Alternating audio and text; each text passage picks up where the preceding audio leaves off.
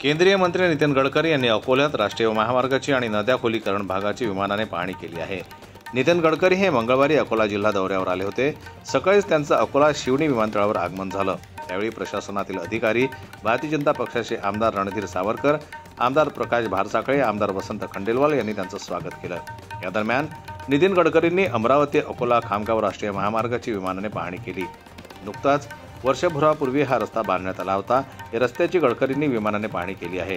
पाहणी दरम्यान काही ठिकाणी सिमेंट रस्ता दबलेला होता, त्यांनी रस्ता दुरुस्तीसाठी देखील सूचना दिल्या।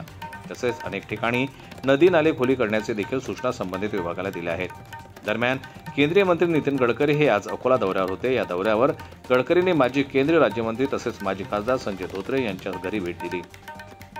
गेल्या काही वर्षांपासून संजय धोत्रे यांची प्रकृती ठीक नसल्यानं ते बराच काळ सक्रिय राजकारणापासून दूर आहेत। नितीन गडकरी यांनी धोत्रे यांच्या निवासस्थानी त्यांच्या तब्येतीविषयी जाणून घेऊन त्यांच्या तब्येतीची विचारणा केली।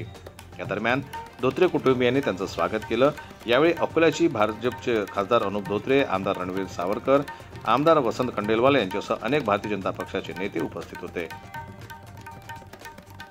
संजय उमग, जनमत लाईव्ह न्यूज, अकोला।